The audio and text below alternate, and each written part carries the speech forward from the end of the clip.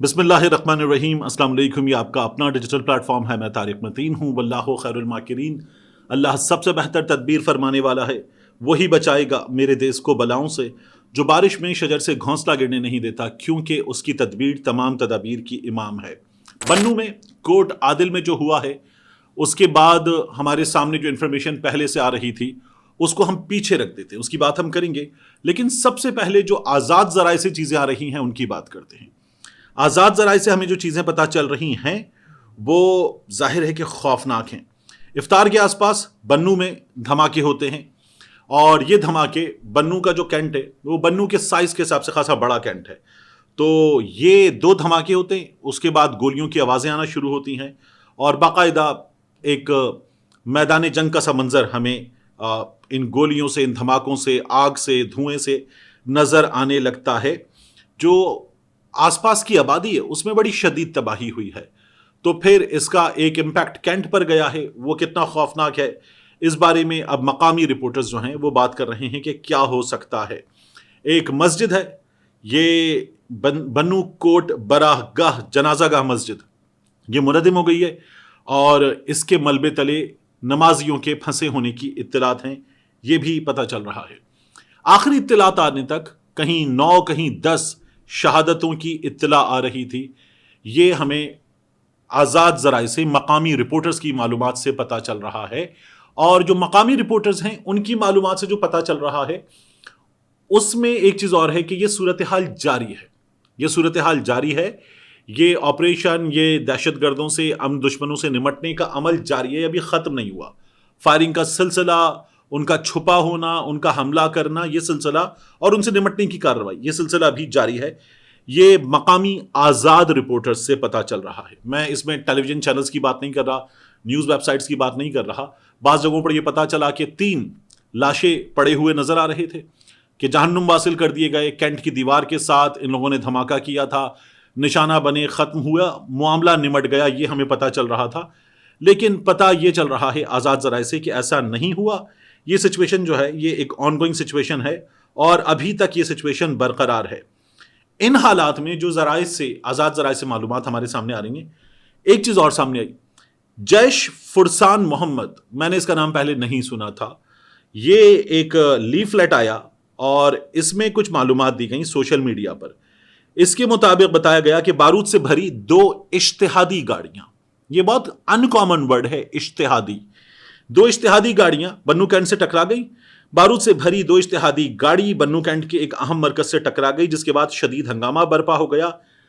हम कहते हैं अमन दुश्मन, शिद्दत पसंद, दहशतगर्द, फितना अल खवारिज, इन्होंने लफ्ज़ इस्तेमाल किया इसके लिए मुजाहिदीन, ये अपने लोगों के लिए इस्तेमाल करते हैं, मुजाहिदीन, फिदायीन, इस तरह के लफ्ज़।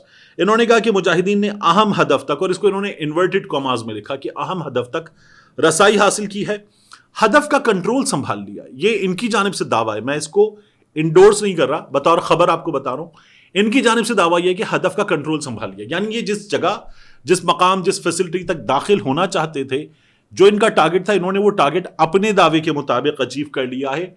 Nothing confirmed yet. आगे ये कहते हैं कि मुजाहिदीन, ये अपने साथियों के लिए कहते हैं कि डटकर मुकाबला कर रहे हैं। अब तक दर्जनों हसास इदारे, और फिर उसके बाद ये जो ज़बान इस्तेमाल कर रहे हैं वो मैं नहीं पढ़ रहा, उसको हम लोगों ने आपके लिए हाइड भी कर दिया है। ये हमारे अहलकारों के बारे में जो ज़बान इस्तेमाल कर रहे हैं उतना हिस्सा मैंने हाइड कर दिया, लेकिन ये इन्होंने एक ग्राफिक्स सा, इन्फोग्राफिक्स बना के लीफलेट जारी किया। और दूसरी जानिब हमें जो पता चल रहा है वो ये कि सिचुएशन संभाल ली गई है। बन्नू के हवाले से एक बात हमें और याद रखनी चाहिए, बड़ी इंपॉर्टेंट है, कि बन्नू जो कैंट है इसमें गुज़श्ता कुछ अरसे में क्या हुआ है। जुलाई 2024 में यहाँ पर एक दहशतगर्दी की वारदात अंजाम दी गई थी, और दहशतगर्दी की उस वारदात के नतीजे में हमें ये पता चल रहा है कि जान से जाने वालों की तादाद थी कुछ 8, और जो दहशतगर्द मारे गए थे वो 10 के करीब थे। ये हुआ। फिर बन्नू में ही 2022 में CTD compound, counter terrorism department का जो कंपाउंड है, वहाँ जो लोग गिरफ्तार करके हिरासत में लेकर रखे हुए थे, उन्होंने अहलकारों से असलहा छीन लिया, उनको यरगमाल बना लिया। फिर वहाँ एक ऑपरेशन किया गया, और उस ऑपरेशन के नतीजे में 25 दहशतगर्द मारे गए थे। یہ ہم نے کامیابی حاصل کی تھی. تو بنو کی گزشتہ کچھ عرصے کی ایک ہسٹری ہے. اس ہسٹری میں پھر ایک اور واقعے کا ہو جانا یہ ایک بہت بڑا سوالیہ نشان ہے کہ یہ کیسے ہو سکتا ہے. ایک ایسی جگہ جہاں ہماری سرویلنس، ہمارا فوکس بہت بہتر پہلے سے ہونا چاہیے تھا. یہ بنو کی سچویشن ہے. اب میں نے جو دونوں سائڈ سے ملنے والی معلومات ہے وہ آپ کے سامنے رکھتے ہیں. ہمارے ایک اور چیز ہوتی ہے، خیبر پختونخوا میں دہشت گردی کے واقعات مسلسل بڑھ رہے ہیں. یہ ہمیں اس وقت جو اپوزیشن ہے، پاکستان تحریک انصاف، ان کے ساتھ تحریک تحفظ آئینی پاکستان کے لوگ، مولانا فضل الرحمان کی جماعت اپوزیشن میں، اور خیبر پختونخوا میں ایک بڑی جماعت، وہ بھی بتاتی ہے کہ حالات بہت خراب ہیں. خیبر پختونخوا کے، بلوچستان کے دونوں جگہوں کے حالات بہت خراب ہیں. ان حالات کی سنگینی کو سمجھنے کی ضرورت ہے. دوسری جانب جو سیٹ اپ ہے اس سے وابستہ لوگ جو اقتدار میں ہیں اور اقتدار میں موجود لوگوں کے ساتھ جو ہیں، وہ جو بتاتے ہیں وہ یہ کہ خیبر پختونخوا کی حکومت ناکام ہو گئی ہے، خیبر پختونخوا کی حکومت کچھ نہیں کر پا رہی.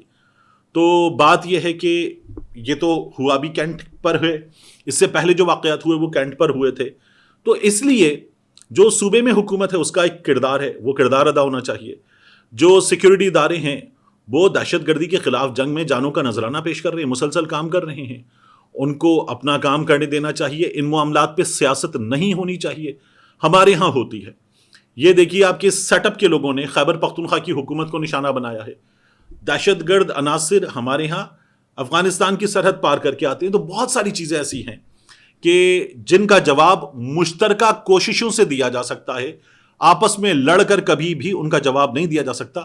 لیکن یہ لڑائی جاری ہے اور ظاہر ہے کہ کسی بھی صورت اس لڑائی سے فائدہ عوام کا، لوگوں کا نہیں ہو سکتا. اس لڑائی سے فائدہ ہوگا دشمنوں کا.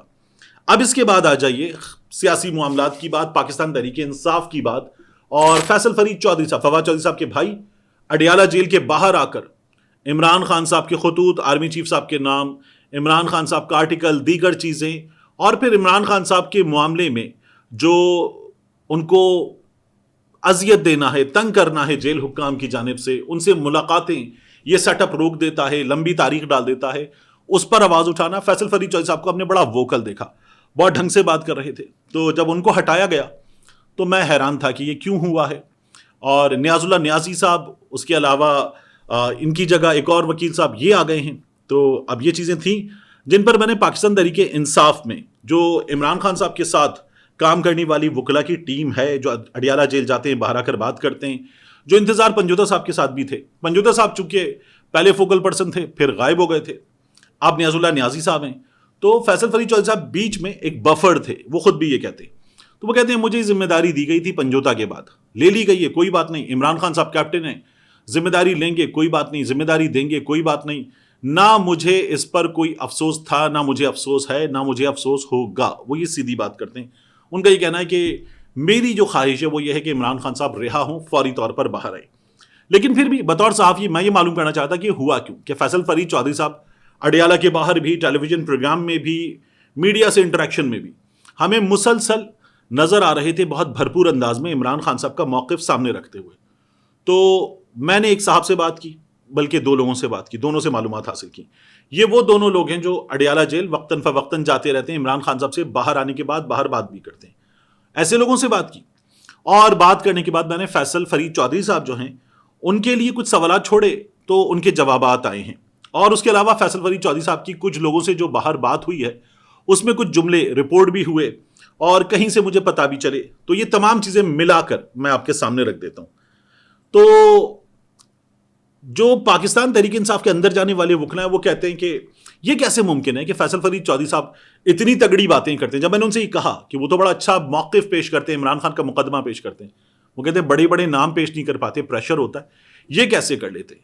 تو کسی جگہ کچھ لوگوں سے بات کرتے ہوئے فیصل فرید چودھری صاحب نے جملہ کہا تھا کہ اچھا ان لوگوں نے اپنی یہ نالائقی کی یہ بات بھی نہیں کر پاتے، یہ بھی اسٹیبلشمنٹ پہ ڈال دی ہے.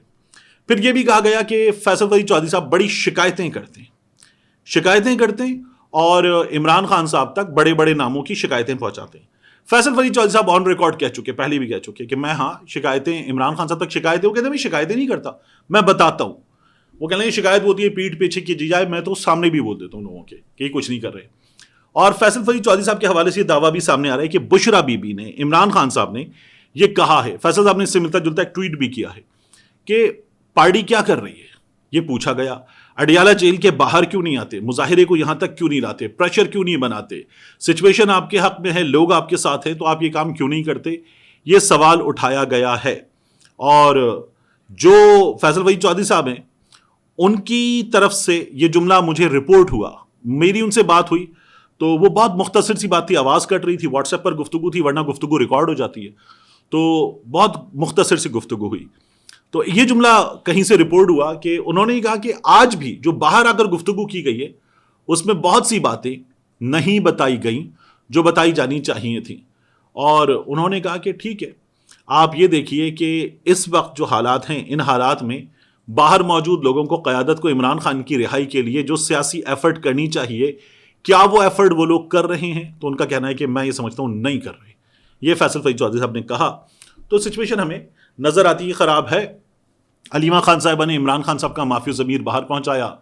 تو یہ وہ باتیں جو وہ اکثر کرتی ہیں کہ ڈیل کوئی نہیں, اور پھر اس کے بعد عمران خان صاحب ڈٹے ہوئے ہیں, اور پارٹی قیادت جو ہے ان کے نام عمران خان صاحب نے کچھ پیغامات بھیجے ہیں.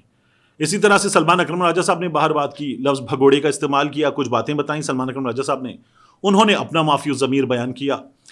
And if you ask me, I find nothing new جو انہوں نے باتیں کی ہیں ان میں. اور ہم جو ہے وہ بار بار کہتے ہیں نا کہ اخلاقیات کے, شرافت کے اور انصاف کے معیارات پر کام کرنے کی ضرورت ہے, ان کو نافذ کرنے کی, رائج کرنے کی ضرورت ہے. یہ سلمان اکرم راجہ صاحب کی آج بھی گفتگو کا خلاصہ تھا. تو وہی گفتگو تھی سلمان اکرم راجہ صاحب کی. ظاہر ہے کہ پچھلے کچھ عرصے میں اس ٹون میں تبدیلی آئی ہے.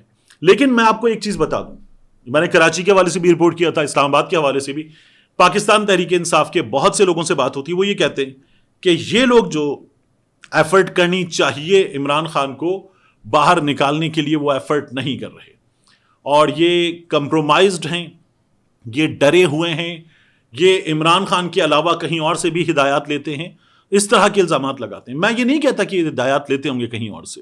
ظاہر ہے کہ یہ جس سچویشن میں کام کر رہے ہیں وہ سچویشن آسان تو نہیں ہے. ہمارے ہاں کی سیاست میں اس وقت سیاست بھی آسان نہیں ہے, صحافت بھی آسان نہیں ہے. یہاں تو اس وقت جو حکومت کر رہی ہے, لوگ اس سے اتنے متنفر ہو چکے ہیں کہ حکومت بھی آسان نہیں ہے. اور یہ عمران خان نے جیل میں بیٹھ کر کے دکھایا ہے, اس نے سیاست کو ون کر کے دکھایا ہے. تو یہ حقیقت ہے. اب اس صورتحال میں کیا باہر موجود لوگ کامیاب ہیں؟ تو نہیں ہے کامیاب. عمران خان کی جماعت کے باہر موجود لوگ کامیاب نہیں ہیں.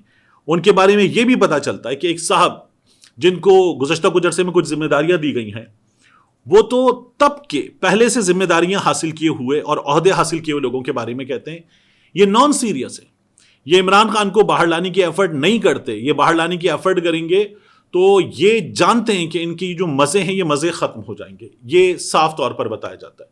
میں کراچی میں جن لوگوں سے ملتا ہوں, بات کرتا ہوں, وہ بھی بہت بڑی تعداد میں لوگوں کے بارے میں نان سیریس ہونے کا, اور یہ بھی کہ وہ کہیں اور سے چل رہے ہیں, وہاں سے چلنے کا شکوہ کرتے ہیں. تو پاکستان تحریک انصاف میں یہ حالات ہیں. پاکستان تحریک انصاف کا ورکر وہ ایک شخص کو جانتا ہے, اور وہ ہے عمران خان. یعنی اس کے نزدیک کل اسد عمر تھے, اور آج سلمان اکرم راجہ ہیں, بیرسٹر گوہر ہیں. اس کے نزدیک کل فواد چودھری صاحب تھے, دیگر لوگ تھے. آج کچھ اور لوگ ہیں, شیخ وقاص اکرم ہیں, علی امین گنڈا پور ہیں, کل پرویز خٹک تھے. ان لوگوں کی کوئی اہمیت نہیں ہے. اس کے نزدیک اہمیت ہے تو وہ ہے عمران خان کی, صرف عمران خان کی, اور عمران خان ہی میٹر کرتا ہے. اور یہ بات اسٹیبلشمنٹ بھی جانتی ہے, یہ بات حکومت بھی جانتی ہے. لیکن یہ لوگ کیا کر رہے ہیں؟ ان لوگوں نے ایک چیز میں کامیابی حاصل کی کہ پاکستان تحریک انصاف کے پھڈوں پہ, عمران ریاض خان کی ویڈیوز پہ, شیر افضل مروت کے انٹرویوز پہ اس طرح کا دھواں اٹھاؤ, اس طرح کی گرد اڑاؤ کہ توجہ کہیں اور چلی جائے, کچھ نظر نہ آئے, ایک اسموک اسکرین بنا دو اور چیزیں غلط ملت کر دو. یہ انہوں نے کیا اور کامیابی سے کیا ہے. تو اس کو روکنے کی ضرورت ہے. تو پاکستان تحریک انصاف کا ورکر, لیڈرشپ اور سوشل میڈیا ایکٹیوسٹ, ان کا فوکس خراب ہوا ہے. سب کا فوکس خراب ہوا ہے. کوئی مروت کے حق میں بات کر رہا ہے, کوئی فواد کے حق میں بات کر رہا ہے, کوئی سلمان اکرم راجہ کے حق میں بات کر رہا ہے, کوئی شاندانہ گلزار کے, کوئی عالیہ حمزہ کے, کوئی صنم جاوید کے حق میں بات کر رہا ہے, حلیم عادل شیخ کے حق میں بات کر رہا ہے, کوئی کراچی میں جو پشتون لیڈرشپ ہے اور جو پہلے سے موجود لیڈرشپ تھی ان کے حق میں بات کر رہا ہے. تو لڑائی ہو چکی, اس میں کامیابی حاصل کر لی ہے حکومت نے بھی, سسٹم نے بھی, اور عمران خان جو فوکس ہے وہ اب تک ہے، یہ عمران خان کی کامیابی ہے. لیکن باقی چیزوں کو اور جو فورس ہے، باہر موجود فورس جو یکجا ہو، اسٹریم لائن ہو، ایک کام کر رہی ہو، اس کو ادھر ادھر بکھیرنے میں کامیابی سسٹم نے حاصل کی ہے. یہ سسٹم کی کامیابی ہے. تو اس کو توڑنے کی ضرورت ہے. باہر موجود لوگ جو ہیں وہ توڑ سکتے ہیں، لیکن ان میں سے کچھ لوگ جو ہے وہ کہیں اور سے چلتے ہیں. وہ کہتے ہیں ہم نے ایک اور بھی محفل میں انہیں دیکھا ہے، یہ جو تیرے نظر آتے ہیں سب تیرے نہیں. یہ والے حالات ہیں. باقی اس حکومت کی، مریم بی بی کی کیا بات کریں، وہ اشتہارات آج بھی دھڑا دھڑ اشتہارات اخبارات میں بھرے ہوئے ہیں، اور دعوے یہ کہ ہم نے کامیابی کے جھنڈے گاڑ دیے، ہم نے وہ کارکردگی دکھا دی جو نہ امریکہ میں دکھائی جا سکی، نہ برطانیہ میں دکھائی جا سکی، نہ بھارت میں، نہ یوگنڈا میں، نہ فرانس میں، کہیں بھی نہیں.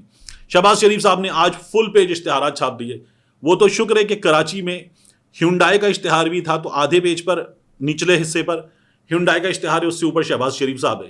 لیکن بعض اخبارات میں نہیں تھا وہ، تو پورا آدھا پیج شہباز شریف صاحب کی کامیابیوں سے بھرا ہوا ہے. اور کامیابیاں کون سی؟ پہلے 16 مہینے کی حکومت، پھر نگراں حکومت، پھر ان کی اپنی حکومت. جو ناکامیاں انہوں نے پہاڑ بنا دی تھیں، اس پہاڑ کو کچھ کم کیا اور کہہ رہے ہیں ہم نے کامیابیاں حاصل کر لی ہیں. یعنی مہنگائی جو تھی وہ 38-39% انہی لوگوں نے پہنچائی تھی، پھر کہتے ہیں ہم اس کو یہاں پر لے آئے. باقی چیزیں بھی انہوں نے کباڑا کی تھی، پھر کہتے ہیں ہم یہاں تک لے آئے. وہ جو انٹرسٹ ریٹ کی بات کرتے ہیں، باقی چیزوں کی بات کرتے ہیں، وہ سب ختم ہو چکا. آپ ایک چیز دیکھیے کہ آج بھی سرمایہ کاری نہیں آ رہی. وہ آج بھی کہتے ہیں کہ اگر حالات بہتر ہو جائیں تو سرمایہ کاری آ جائے گی. تو یہ تو اعتراف ہے، اتنے عرصے کے بعد بھی یہ اعتراف ہے کہ ہم سے کچھ ہوا نہیں ہے، ہم کوششیں کر رہے ہیں، کچھ ہوا نہیں ہے. ہاں اشتہارات ہم دے رہے ہیں، دھڑا دھڑ دے رہے ہیں، اور اسی لیے میڈیا جو ہے وہ خاموش ہے.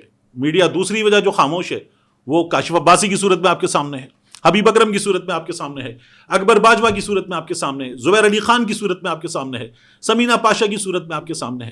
یہ ایک اور وجہ ہے میڈیا کے خاموش ہونے کی.